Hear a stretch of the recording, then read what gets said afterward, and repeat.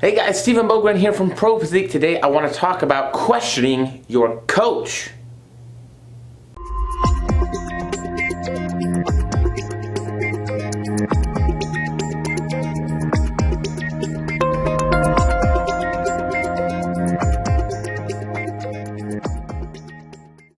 Alright, so happy, fucking Wednesday? I think it's Wednesday. Happy Wednesday, guys. This video topic brought to you by Client Inquiries. Essentially, obviously, there's a lot of people who reach out to Pro Physique. So I get to talk to a lot of people who are either in preps or out of preps or looking at preps and doing all these other things. And so I'm super blessed and I'm super lucky to get to meet all these people, however you want to say it, and talk to all these different people about things that they're going through. And I also have my own clients, right? My own clients who are talking to me and asking questions and wondering things. And so I feel like this is a really great topic to talk about because quite often I hear that people are afraid to be asking questions. They're afraid to be questioning their coaches, or why are we doing this? Why are we taking this approach? Why is this the path that we're going down? And I think that asking those questions, one, helps for buy-in, right? It's a lot easier for me and you and everybody else we know to commit to a plan when we understand the reasoning behind that plan, when we understand why we're doing the things we're doing. And so I think that it can be very, very beneficial to ask those questions because it can bring a lot of solace, a lot of peace, a lot of, I don't know what that means, but it can do a lot of those things, right? So it can really help us to commit a lot better to the process. And so I think that buy-in, that commitment, that understanding, that trust, it's really, really important.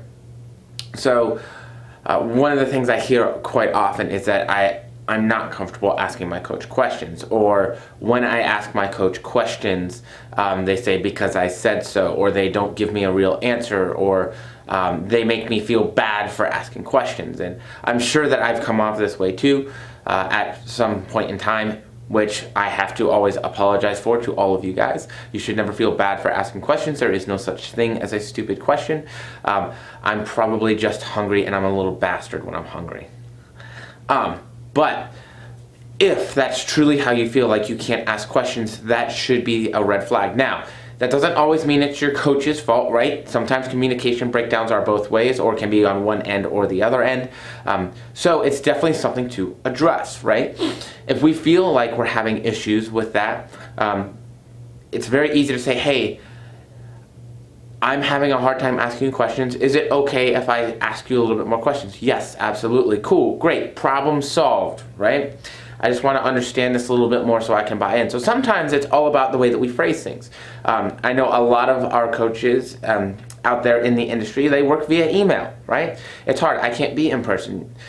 This is exactly why I like to send video responses. And granted, I can't always send video responses, but I feel like it takes away a lot of issues because it's much easier to say, hey, it's like, this is why, absolutely not. When there's tone and inflection and facial recognition, right? Body language stuff. It's much harder to misinterpret things. I know I do it with clients sometimes. If I'm in a little bit of a rough mood, maybe I didn't sleep as well, or I'm water cutting for a meet or something, I might interpret something differently. I might misinterpret something. And then I respond accordingly to the way that I perceived it, which was not the way that they intended it. So yeah, absolutely, sometimes that can happen. But at the end of the day, as a coach, it is my job to be able to explain to you why I'm asking you to do the things that you're doing. Even if it's as simple as I want to see how you respond to this, right? That's a very, very simple explanation, but it at least says, hey, I just want to try something new out. So being open and available to saying, this is why we're doing the things that we're doing, right? This is why. Or even being able to say, I don't know the answer to that question. Not knowing the answer is okay. It's okay as a coach to not fucking know everything. I don't know everything. And in fact, when I finished my undergraduate and graduate degrees, I realized how much shit I don't fucking know, right? So it's okay to not know. But What we want to be very careful of as clients and as coaches in those relationships is trying to guilt trip people for asking questions, breaking them down, or making them feel bad or unable to ask questions. As a coach, it is my job to guide you through this process. I'm not doing the work for you. I can't do the work for you. But I should be a good guide for you through this process to help you to get through it, to understand, what it's going to mean, and to try and build you up with that. So questions are a good thing. I think quite often we look at questions, and again, I've done this in the past, and I try not to do this anymore. We look at questions as they can be an annoyance, like, oh, I'm kind of busy today, or oh, I have this going on, or oh, this person has a question again. But we have to change the way that we see people questioning. It's not that they're questioning us, and I think that is what happens quite often is we feel defensive. Sometimes we can feel attacked when individuals question us. Which, fuck yeah, sometimes it's an attack, and that's okay.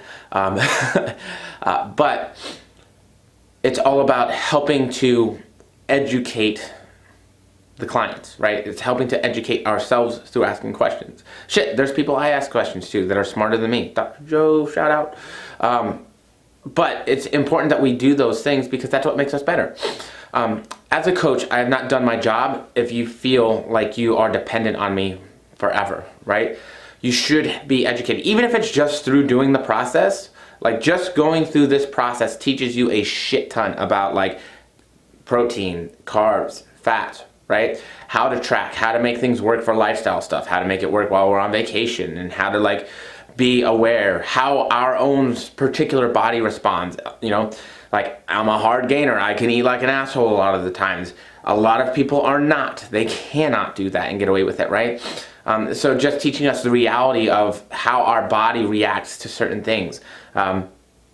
Teaching us the importance of consistency, right? Because at the end of the day, consistency is your main thing. So I think on the other end of the spectrum, though, to get away from, hey, questions are okay, you should absolutely fucking ask questions. One of the things that our industry really loves to do is to overcomplicate things, right? And I think the reason why is because if it's really complex, if it's like magical, if it's tough and difficult, which it very well fucking can be. Don't get me wrong. I'm not saying that this is a simple thing. There are a lot of processes going on in the body, and we don't fucking understand them all. Like, let's be real. We kind of have an idea of some of them, but shit's always changing, right? Basic physiology we know and we understand, but human genetics, hormone response, stress response, all these things can make things complex. And so I think what happens quite often is we take a small portion of society or a couple individuals and some things, and we try to make the process as a whole complex.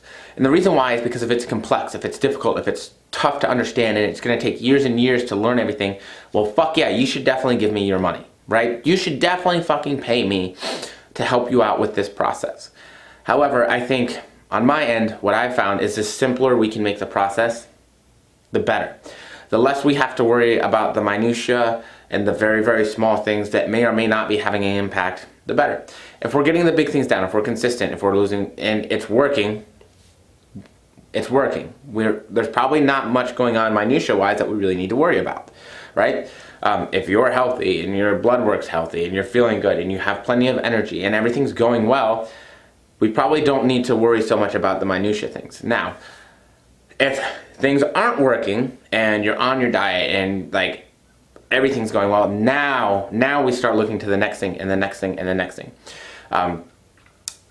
But it doesn't always need to be more complex. The more complex it is, the harder it is to understand, the harder it is to make it work, the harder it is to be successful, right?